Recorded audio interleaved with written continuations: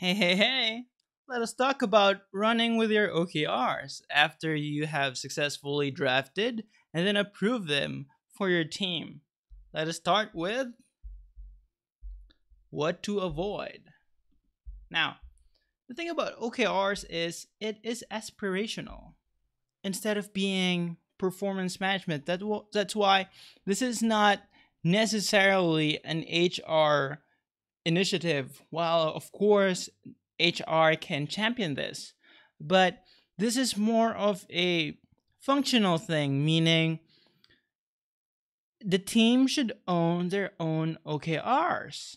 Like, if you have a sales team, they would want to set OKRs and they would want to hit the OKR targets because it helps them with their actual job because they're interested in hitting those numbers. It's intrinsic rather than extrinsic.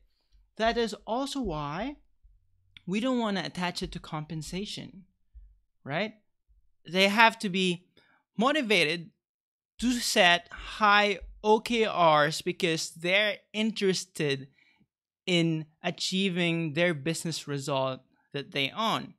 Now, the reason why you would want to shoot for only hitting 70% of your OKRs, like say you wanted to shoot to double your revenue, instead of hitting the double revenue, you just increased your revenue by 70% instead of adding another 100%.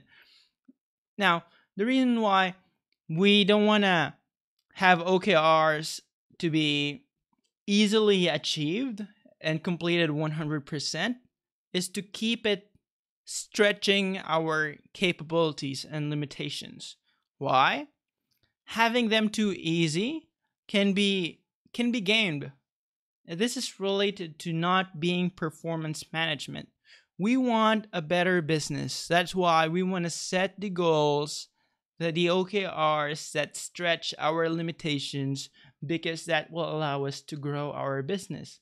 And we don't always hit it because if we easily hit it, that means we're not aiming high enough.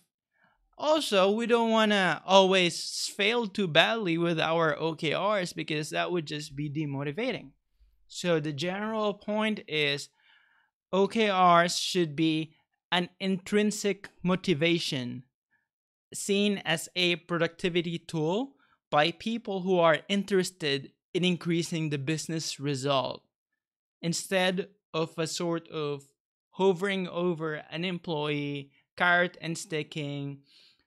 And if you think about it, judging, for example, the performance of employee A versus employee B isn't very easily suggested by their score with their OKRs because the nature of their OKRs, the nature of difficulty of their OKRs might be different, right?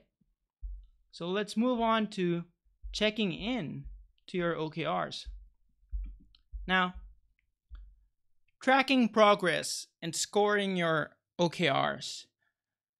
Do we want to do it? We would want to definitely track progress by the end of the period. Say the OKRs were set for the quarter. By the end of the quarter, we would want to score them and say, did we hit 70%? Did we complete them? That's great. Did we fail in some of them? Because an individual would have multiple OKRs. But I would also suggest tracking your OKRs more frequently than the end of the period of the goal setting. Why? If we look at our OKRs within the game, we can still influence the game. Imagine it to be a sport like basketball or whatever it might be, and the players have no visibility of the scoreboard and they only look at the scoreboard when the game has ended. The game is different. The football game or whatever it might be is going to be much less motivating without an idea of the real time score. While at the same time, if we track it, for example, too often, like sometimes daily basis doesn't work for some people, it might be too much of a chore. We want OKRs to be a tool and not a chore. So it's about setting a schedule for tracking progress that is just frequent enough to reflect changes when changes should have happened. How about resetting your OKRs and the general cadence of your goal setting?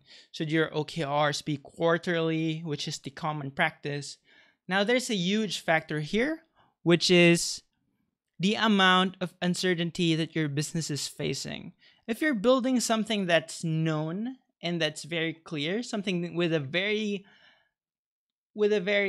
standard playbook, then you can set OKRs that are longer because you can set out to build a larger project for a longer time frame because there's a great amount of certainty that you should achieve them and that your goals will still be relevant. While if you're doing something with greater uncertainties wherein you have to be agile and more startup like, you would want to set shorter goals. How come? Because longer goals can become irrelevant because of our changing business realities or our changing understanding of the business realities. So that is running with your OKRs for you. I hope to catch you again very soon.